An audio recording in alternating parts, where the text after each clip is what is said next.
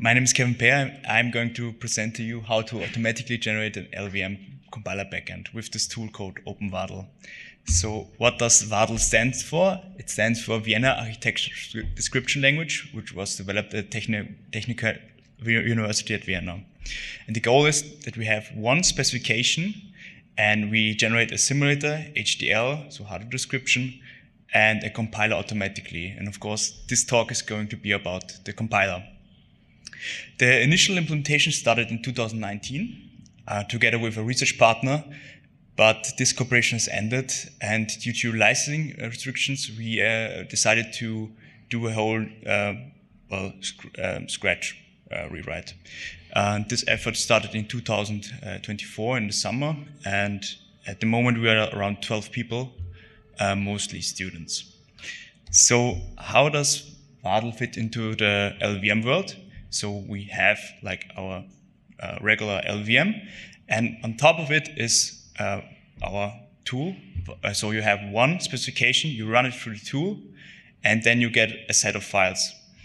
And then what you can do is you clone LLVM and copy over the files, and then can just compile LLVM like you would regularly do with this experimental target. So let's talk about the language itself. I'm going to present you a few language elements on the example of RISC-V and the 32 version. So the initial declaration is looking like that. So you have a register file with a constraint. Here's a constraint that, the register address 0 has the value 0. You have a program counter, you have a memory which you declare. You can define your instruction formats, in this case R-type and I-type, where you have some fields for your binary representation, and you have a thing called a field access function. And you can think of this field access function as a decoding function. So you can reference these functions in your instruction behavior because they are not part of your instruction behavior. So you will see it shortly. So this is how you would define an instruction. So you have this instruction add of type R-type. Below that is how you define the instruction behavior. So you read from your RS1 field and add it with the second field and write it into RD. You can define an encoding and an assembly printing function, not the assembly parser part, but the printing. This is how you define an immediate, addition with immediate, where you can reference this field access function. So here just is doing a typecast, but for example, in the load up immediate case, you would only store your upper bits in the field, and you can just shift it, but it's not part of your behavior. So that's the use case for it. Here's an example of loading from memory. Note that you are using this memory variable you've declared before, and you're reading from an address. And if you want to store a value, then you would have the memory function call on the left side. That's how you would write to memory. And a last type of example is how you would do a jump. So here you have the jump and link instruction, where you write to PC to indicate that you have you want to change the program counter and also store the return address into this RD register. So when I thought about this talk, I asked myself, okay, what is the most interesting part of this? So what's the most interesting aspect of a compiler generator? And I think this is the generation of the instruction selectors. But first we have to talk about the intermediate representation. The intermediate representation is called VM, and it's based on this sea of nodes idea. So it's a graph data structure where it both combines the control flow and the data flow together. So here we have the white nodes, which indicate the control flow. The blue nodes indicate the data flow, and the green one is just the leaf nodes for fields and field access function and constants. And we want something like that. So this is a pattern, a classical table gen pattern. And the way it works is the first parentheses indicate what you want to match in your program, and the second one is what you want to emit as a machine instruction. We only focus on the program, the instruction selector here. So if you look at the data flow of our program, so we look at the side effect, which is here node 6. We have here this write to register file. And if we walk recursively down, well, we already can see that it's basically it. And we call this the naive approach. And it works okay for arithmetic, logic, and comparisons. But it doesn't really work very good with unconditional jumps and conditional jumps and more complicated instructions. So let's consider an example. For example, let's go back to this jump and link instruction. And we want in LLVM something like that. So this pattern here is just, well, we branch to a basic block and emit a pseudo instruction called J. And if we look at the VM representation, it already gets more complicated. So now we can see we have two side effect nodes, which are 5 and 11, because, well, we write to PC and we also write the return address. So this naive approach has already one problem because we don't know where to start. And even if we choose one, well, we only get junk, because if you think about how LLVM generates selection diag, well, this is not how it's not the same as the instruction behavior, of course, because you would never do a bit mask. So there is a semantic gap. So how did we approach it? Well, we kind of know that we need a branch instruction, and we kind of know the properties of a jump and link instruction. So what are the properties? Well, it has the write PC, and it does it write the old PC in the register. And if it's both true, then, well, we can just label this instruction, which we don't know what it does, as just jump and link. But of course, this is not enough. So for the LLVM case, there are kind of quirks here, because LLVM doesn't like the fact that we have this return, where we store the return address. It mustn't have any output. So there has to be some, well, combination with a pseudo instruction. And in that case, how we approach this is that we look at the pseudo instruction and can see that this particular pseudo instruction labels all the machine instructions in it. So we kind of already know what the pseudo instruction does. And because we know what the pseudo instruction does, we know how to emit this special pattern, because it won't change. The only thing that changes is the name of the instruction then. So let's recap that. You have written a specification. You have a lot of instructions, and each of them has a behavior. And what you do is you have a set of static properties you go over in your compiler generator.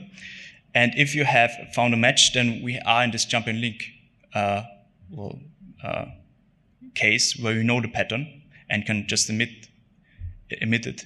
Or we don't have it, and then we have to check for what I call the red flags, because there are cases where this naive approach doesn't work, and we try to filter them out. And that's the case when we have for example, this multiple side effects or write specific registers like PC. And if that's the case, well, we tried our best, but it was not good enough. We can't emit the pattern. But if it's okay, then just use this naive approach. And of course, the devil lies in details, and this naive approach sometimes doesn't work. For example, consider an example where we want to combine both addition and division. So here we have, well, we add two values together and divide by the second one, and we want to handle the edge case that the second parameter is 0. And in that case, we want to store the value to 0. And what we try to do is we try to look at this condition, and because we see, okay, it's restricting to one value, or it maybe is raising an exception, we can just prune it. And by just pruning it, we are, able to do this naive approach again. So this is how we try to come up with better patterns. So let's talk about performance. So at the moment, our the first this is the benchmark suite which we are using to evaluate our compiler, and our compiler generator is only limited now to assembly printing. So the way we did this was we printed assembly and used upstream for assembling and linking. And then we used Spike to run the binary and counted all the machine instructions which were executed. And then we did the same thing with upstream. And here you have the plot for it. So the way you read this is, on average, our compiler generates or runs 19.4% more instructions for this particular benchmark suite. And in one case, even up to nearly 50%. So this is not yet very good. Why is that the case? So one of the reasons for that is because we really use pseudo instructions extensively. So here we are in the ISL lowering class, where there is a method where we translate the addresses into selection dark values. And the commented version here is just what the compiler generator would generate. So basically just emits a pseudo instruction for loading an address.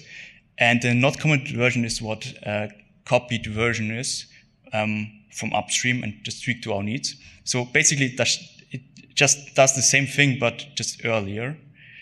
And when we run the same benchmark again, okay, it drops by 6%. So now the average is 13.6%. And even this huge outlier got dropped to 37.5%. Okay, what's next?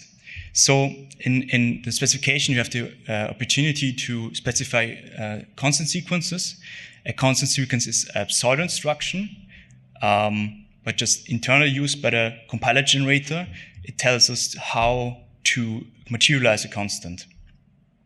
So below that, you can see how the code is generated. It's just checking if it fits and just emitting the pseudo instruction. But here you have again, the copied version from upstream and tweaked to our needs. It just does the same thing as our pseudo instruction, but just earlier, because pseudo instruction is very late in the stage. And we can see the mean decreases to 9.9%, and even this huge outlier is now, well, the bar is gone because it's nearly 0. So the reason for that is there is a pass called machine loop inductive code motion. And it cannot just, the benchmarks use a lot of global variables, and just it's not very good at moving them out. So it just generates a lot of code for us. At the moment, our compiler generator, well, generates the blue bar, but we're working towards like the gray bar. Okay, what is the future work? So of course, the performance I've mentioned before. We also working on RISC-64. There is some things going on which I have to deal with. Also, we want to support a more complicated instruction set, which is AR64. Unfortunately, the proposed solutions so far are not there yet, so we have to prove. There are also 2 bachelor theses going on right now in the compiler part. And we still have problems with, well, anything ABI related, even though when the bachelor thesis completes and we have a linker and assembler, it's still not gonna work with the upstream. And of course, 1 important or 2 important feature requests are, of course, floating point and vector, which are still missing. Thank you.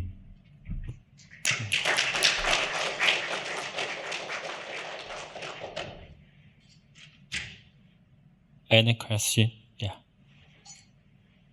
Thank you for your presentation.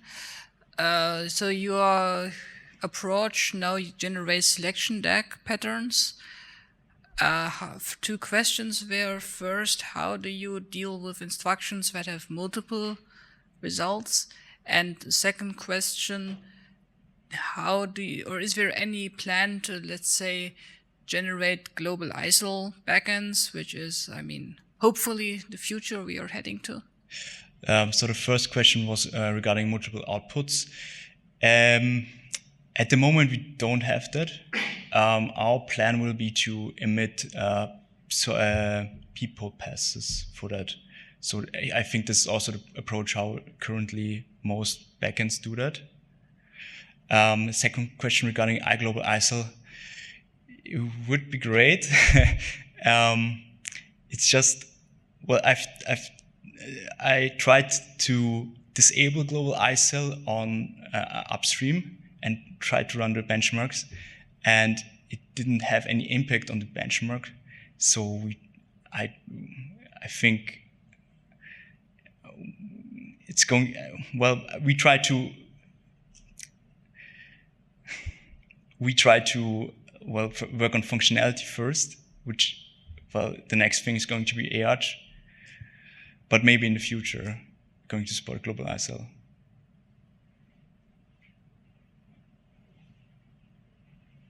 And if there's no other question, I have another question regarding ARC64. Yes. So the description, language you showed seems like it works fine for a simplistic ISA like RISC-V. Now ARC64 has these non-trivial immediate encodings. Yes. And always, let's say, this long list of sometimes very complex vector instructions. How well do you expect that you can support these? So for a vector, we still have to think about that. We don't have any plan so far. For the immediate, we are working on an extension where you can define your encoding functions in the format and also your predicates. But it isn't implemented so far, but it's coming soon. Thank you. Okay. Thank you for our student speaker. Our next session will begin in 5 minutes. Thank you.